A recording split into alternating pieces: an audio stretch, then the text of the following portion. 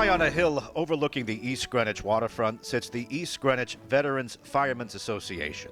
The club, as we know it today, has a rich history, dating back to some of America's earliest volunteer fire companies, and a time when cities and towns first started forming social organizations to support the growth and welfare of their volunteers. Many New England towns had similar supportive associations performing a number of duties. Some of them included fundraising, social events, and competitive musters. The East Greenwich Volunteer Firemen were also supported by a social organization which eventually became known as the East Greenwich Veteran Firemen's Association. The volunteer fire department in town goes as far back as 1792, when calls for help were sounded and volunteers responded to man the trucks. In 1914, the station on Main Street was built.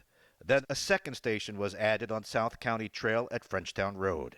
In 1972, a new fire station was opened on Frenchtown Road, where it still stands today. Lawson Salisbury and Lee Johnson are two of the founding members who remember those days. When the horn went off, Lee and I both worked at Main Street Garage, and they had a signal over there. If it was George working, he'd wave his hands. We need help or whatever, and that's true. Mackney would run out and do the opposite, and Howard would just blow the siren until it almost burnt out many times. We left our job and went to the fire.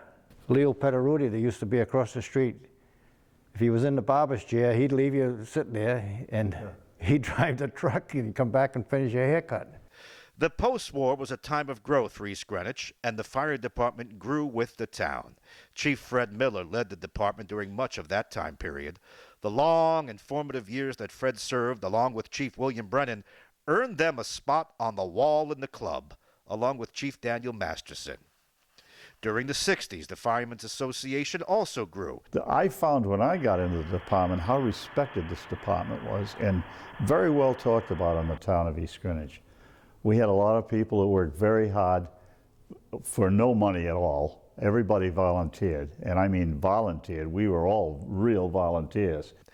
One of the most interesting and popular sports they took part in were musters, performed in the summer months around New England. Between 60 and 80 men in parade pulling this hand tug, and it's really something. They all wore white gloves and black shoes and blue shirts with ties, and a very sharp-looking outfit. We got applause, and we got a lot of Hail Marys, and you guys look great, all the places that we traveled around, because we really looked sharp.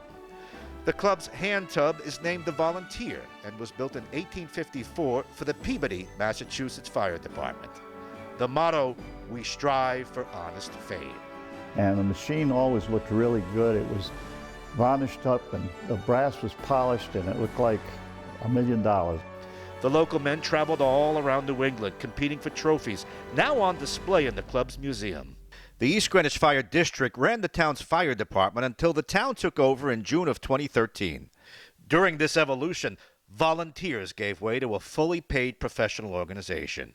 The only remaining entity for the volunteers is now the Veterans Firemen's Association. It was back in the 1960s that the men who ran the association realized a building should be built to serve as a place to meet and socialize. 2.9 acres of land were acquired on Queen Street on February 13, 1969, for $7,000. It was just a hill. It was a gravel bank. Full gravel bank, and it was loaded with all kinds of trees and crap, and I caught the worst case of poison I've ever had in my life down here. When they gave us the okay to go ahead and clear the land, Stitch gave us a chainsaw, and we wore that out. And the guy says, it's supposed to last longer than that. Well, he gave us another one. He says, this one's going to last a lot longer. And about 3 weeks later, we took it back to him. He says, not again. So we went through 3 chainsaws, and we got most of the wood cut and chipped and burnt, and then we started getting the gravel taken out. And on May 19, 1974, ground was broken for the construction of an $88,300 building. Jim Goggin is also a founding member. You know, we went out, searched for a contractor. We got a contract for a Butler building, and a lot of the volunteers spent days and days, months and months with their own backhoes and equipment helping landscape down below the hill. And back in those days, the major source of income for the social end of the volunteer fire department, Company 1, was the carnival. We ran a carnival once a year for 1 week in August.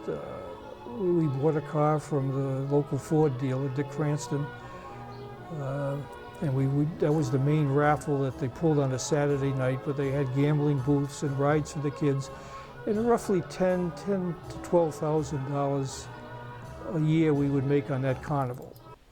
The banks, they get a little leery and a little shaky when they see this is your only source of income and it's weather dependent. So we were limited to the amount of mortgage that we could get for the building. And we had a mortgage, and that kind of scared us all half to death because we all knew what mortgages were. But we paid that thing off 15 years. 15 years, I think. Because we worked our fannies off to do it. We said we're going to do it, and we did it. After the club was built, it was decided that a restaurant and bar, along with hall rental space, would be added to support the organization. The membership would be open to associate members who could join without having been firefighters. The honor of being a voting member remained for those who had served. The voting members can vote on issues that come up for voting. Associate members can attend the meetings, participate in the conversations, add their input to whatever is going to be voted on, but at the time of voting, they're not allowed to vote.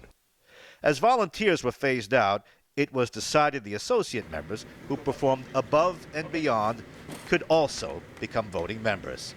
The voting associate program, it's a one-year program. For a year, they volunteer their time, and after that year, if they put enough hours in, they get elected as voting members. So the club would thrive for years to come. The club currently has a list of approximately 1,800 members. The club offers many social events throughout the year, including the famous clam bake, steak fries, dances, and potluck football.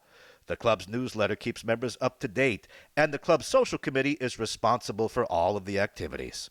Along with social events, traditional fire department activities are also hosted, like the Fireman's Memorial Sunday, held every June, and antique fire engine shows. The club maintains a fireman's museum and a garage filled with antique apparatus cared for by club members. The management of the club is handled by dividing the property into a home corporation, which serves as a landlord, and the Veterans Firemen Association, which operates the club. In the corner of the property is a bench and memorial dedicated to firefighter Peter Dabrowska, who died in the line of duty at an accident on October 2nd, 1983. We also remember Deputy Chief Harold Salisbury, who also died in the line of duty at a fire on January 10th, 1994. The club remains vibrant and healthy, giving members a great opportunity to come and socialize with neighbors and friends, and to remember all of those who served their town by answering the calls day and night to keep East Greenwich safe. The East Greenwich Veterans Firemen's Association.